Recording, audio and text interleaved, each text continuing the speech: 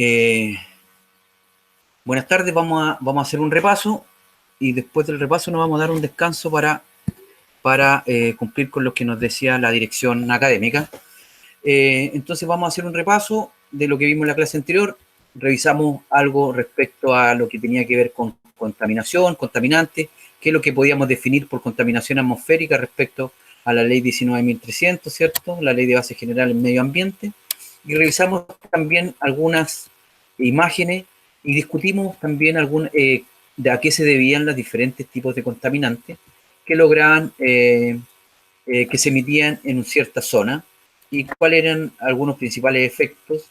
Y comenzamos también y revisamos algunos hitos importantes que han ocurrido en términos de contaminación atmosférica y de alguna manera pudimos revisar cuáles son las ciudades de nuestro país que se encuentran con mayores problemas de contaminación atmosférica, con grandes emisiones en particular. No la hemos definido todavía y no la hemos caracterizado, pero la idea es que para allá vamos. Entonces vimos cuáles eran los tipos de contaminantes, cuáles eran las diferentes fuentes de emisión. Pasamos por las quemas, ¿cierto? Por las quemas agrícolas o incendios forestales, emisiones biogénicas que tenían que ver con plumas de emisión volcánica. Esta en particular es la de el volcán Osorno, ¿cierto? Y nos habíamos quedado hasta ahí. ¿Ya? Entonces hicimos una revisión respecto a las emisiones contaminantes y hicimos una revisión general de acuerdo a cuáles eran las ciudades o los fenómenos de contaminación que podíamos observar en nuestro país. Lo que ustedes están viendo a continuación comprende un resumen de la totalidad de las ciudades del país que tienen algún plan de descontaminación atmosférica o que cuentan con una alerta sanitaria. ¿Ya? En este gráfico es posible observar, ¿cierto?, que tenemos aquí,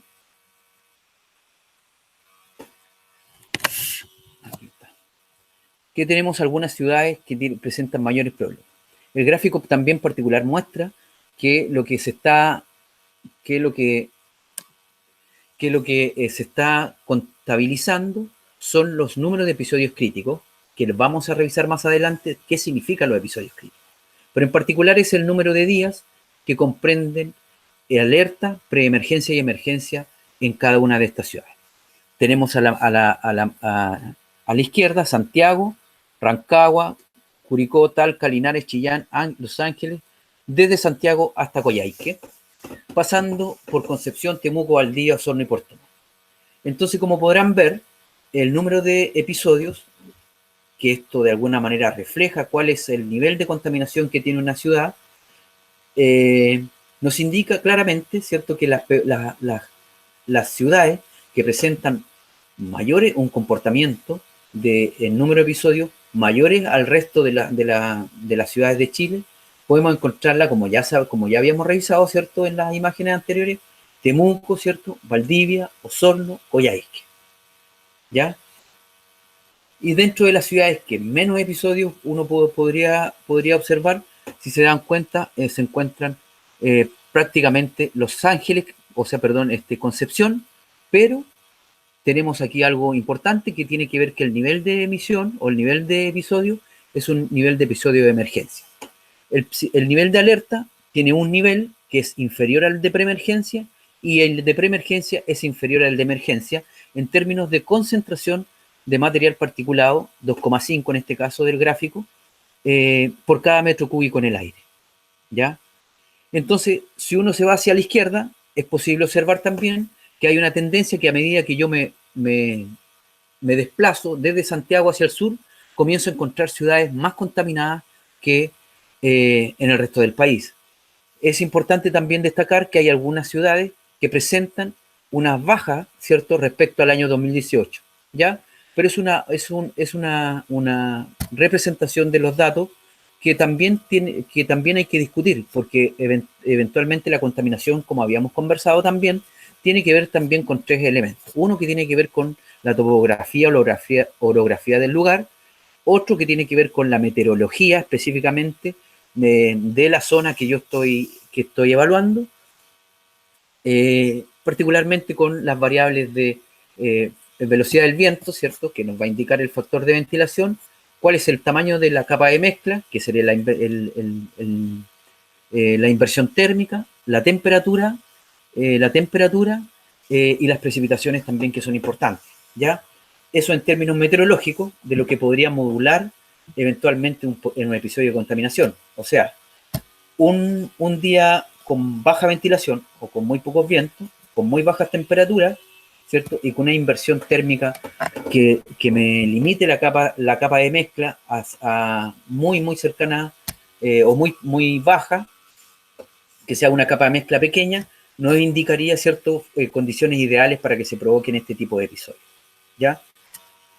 Es cierto también que Santiago hace muchos años presentaba altos niveles de contaminación atmosférica, pero ese caso particular es súper fundamental revisarlo en contaminación atmosférica, que ya vamos a tener el momento de poder revisarlo, de cómo se presenta los primeros momentos cuando se detecta que la contaminación atmosférica en Santiago es un problema, y cuáles son las diferentes medidas que se van implementando para que los niveles de contaminación disminuyan.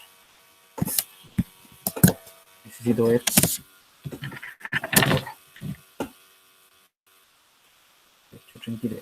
Son las 18:33. Vamos a parar a las 18:45. ¿Ok? ¿Ya? Así que este es más o menos el panorama que nosotros nos podemos encontrar en términos de contaminación en el sur de Chile.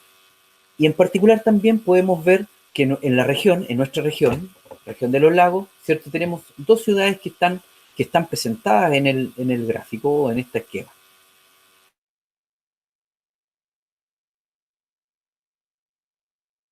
Osorno y Puerto Montt de número de episodios, pero Puerto Montt tiene un aumento de este valor,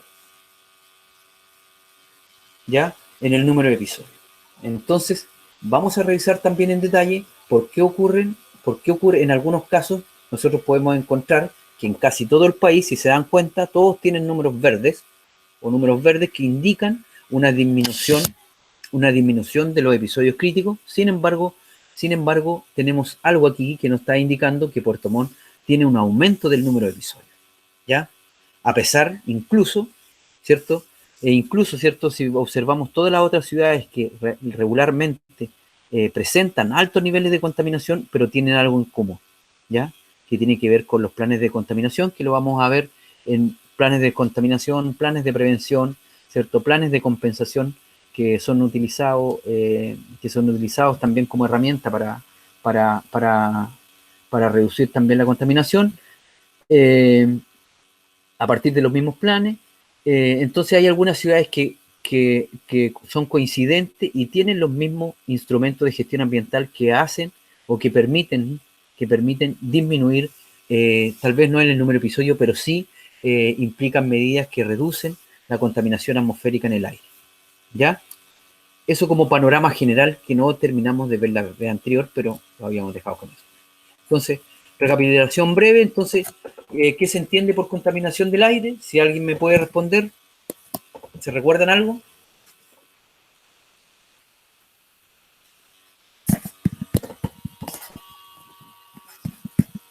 ¿Me están escuchando, jóvenes?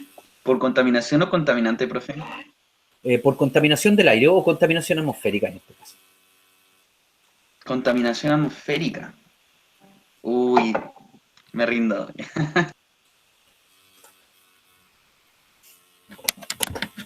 ¿Ya? Bueno, tenemos otro punto.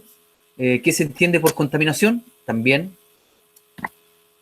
¿cierto? Tenemos una alteración en el estado natural del medio como consecuencia de la introducción de un agente ajeno a este medio, que es el contaminante, causado, ¿cierto?, por la inestabilidad, desorden, daño, malestar o ecosistema en el medio físico del hombre. En rigor, ¿cierto?, la contaminación atmosférica era la introducción de algún agente, ¿cierto?, en términos de cantidad de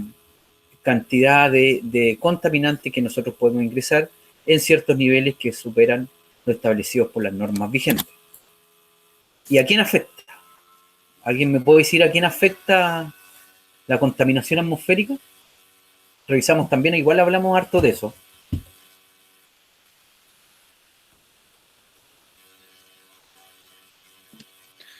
Bueno, una de las principales causas o grandes problemáticas que tiene la contaminación atmosférica es que afecta a los ecosistemas marinos por el intercambio de gases. ¿Podría ser una respuesta a eso? En rigor ese es un problema un poquito mayor que tiene que ver con con la acidificación del océano, ¿cierto? De los mares, en este caso que se le llama, pero tiene que ver con las emisiones de CO2 a gran escala y que tiene que ver con problemas del cambio climático, ¿ya? Entonces, eso es como, si bien es contaminación atmosférica, en rigor, nuestro curso de contaminación atmosférica está enfocado un poco más a, a abarcarlo desde la mirada un poco más nacional, que nos va a permitir, ¿cierto?, poder tomar conciencia respecto a cuáles son los tipos de contaminantes que tenemos en nuestro país y cuáles son las diferentes medidas que podemos tomar para poder reducir esa contaminación. Evidentemente, ¿cierto?, que las emisiones a la atmósfera, toda la inyección o toda la incorporación de algún agente químico o alguna emisión que permita hacer un cambio significativo, ¿cierto?, en la estructura de la atmósfera, es una contaminación atmosférica, pero ese tipo de estudios que tú mencionas está visto de una manera más global o más a gran escala, que está vista desde el cambio climático y entiendo también que ustedes tienen clases de eso, ¿no? Si es que alguien me puede responder y Sí, así me ayuda. sí. En oceanografía se habla también sobre el tema de la acidificación de los océanos. Por lo menos cuando yo tomé el ramo tocamos el tema. Correcto. Claro, entonces, si bien es una emisión y es un cambio, ¿cierto?, en el ambiente, es vista a mayor escala y la verdad que nuestra contaminación o nuestra remediación del aire está vista un poco más a una escala menor, ¿ya? Entonces, a los seres vivos, ¿cierto? Obviamente que grandes niveles de contaminación atmosférica va a afectar a los seres vivos. ¿Y quiénes son los seres vivos, cierto? La fauna, la flora, perdón, la fauna, nosotros, ¿cierto? Pero también incorpora algunos, como aquí dice solamente los seres vivos, no, también al daño al patrimonio nacional, ¿cierto? Hay efectos también cuando tenemos mucha concentración de algún contaminante en una zona determinada, también disminuye la visibilidad y eso también produce aumento en el riesgo de generar algún accidente. También puede provocar cierto deterioro en las estructuras o en las estructuras materiales, o en los materiales que disminuyen su vida útil. Eh, Así que hay una serie de efectos que produce la contaminación atmosférica, pero particularmente el efecto más significativo, sin duda, es el efecto en la salud de la población, ¿ya? Entonces, eh, una buena forma, ¿cierto?, de ver la contaminación atmosférica también ha sido vista de cuál es la relación que existe entre la salud pública, ¿cierto?, y la salud de la población y los niveles de contaminación atmosférica. Hoy día saben, y todos sabemos, ¿cierto?, que estamos con una pandemia terrible, ¿cierto?, que nos hace tener este tipo de metodología de clase. Eh, y este agente, ¿cierto?, este virus, también aumenta, ¿cierto?, las posibilidades de dañar a las personas en términos de salud cuando se encuentra con altos niveles de contaminación, ¿ya? Hay un estudio particular que esperemos que lo podamos ver al final, que tiene que ver el estudio de la contaminación atmosférica, que fueron estudiados y que fueron publicadas recién este mes. Así que son estudios muy, muy recientes que necesitamos ver para poder también tener esta relación entre contaminación atmosférica y otro tipo de agentes que dañan la salud de la población. Entonces, finalmente, daña el medio biótico en general. O sea, todo lo que tenga que ver, todas las emisiones van a dañar todas esas emisiones que se incorporan a la atmósfera y que en algún momento podrían eventualmente precipitar, van a generar un efecto, ¿cierto?, en ese entorno de precipitación o de depositación húmeda o seca. También se va, al haber un aumento de algún contaminante en la atmósfera que nosotros respiramos, en el aire, entonces va a provocar también un efecto en nosotros. Entonces, finalmente, en todo el medio biótico y también se suman también los efectos de los materiales y en el patrimonio cultural. Entonces, un medio inerte, medio construido. Entonces, ahí también tenemos un problema que era el efecto de los materiales. Entonces, siempre la alteración negativa del estado natural del medio, y por lo general se genera como consecuencia de la actividad humana. O sea, quienes emiten somos nosotros, si bien hay emisiones biogénicas que tienen que ver con las erupciones volcánicas, hay un cambio en la estructura del aire, pero no son emitidas, no son actividades humanas y por lo tanto es discutible su definición como contaminante. Entonces, cualquier sustancia añadida o quitada a los normales constituyentes del aire pueden llegar a alterar sus propiedades físicas o químicas lo suficiente para ser detectados por los componentes del medio. Y también la presencia en la atmósfera es uno o más contaminantes en cantidad y duraciones tales que sean o tiendan a ser perjudiciales los medios bióticos, físicos, humanos y construidos. ¿Alguna consulta respecto al repaso, jóvenes?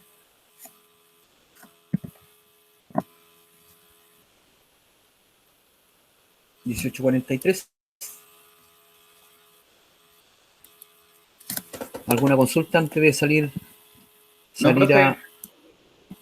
Así que vamos a dejarlo hasta ahí y luego vamos a continuar, vamos a revisar algo sobre la atmósfera, su estructura. Esto lo van a ver con detalle en meteorología, así que es solamente un repaso para saber dónde vamos a presentar o dónde vamos a intensificar nuestro estudio y cuáles son los niveles o dónde nosotros necesitamos realizar los estudios y dónde se realizan las emisiones y cuáles son los principales factores. De ahí luego nos vamos a concentrar en este enfoque conceptual de emisión de la atmósfera y la idea es que después revisemos el paper si es que alcanzamos, pero eso particularmente. Así que eso sería como va a ser como la clase de hoy. Primero el repaso, vamos a ver el enfoque conceptual y algo del atmósfera. Eso, ya jóvenes.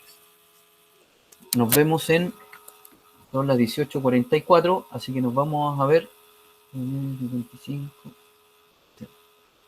Nos dijeron 10, 15. Entonces nos juntamos a las 7. ¿Les parece? Sí, profe. Ya, nos juntamos a las 7. Muchas gracias.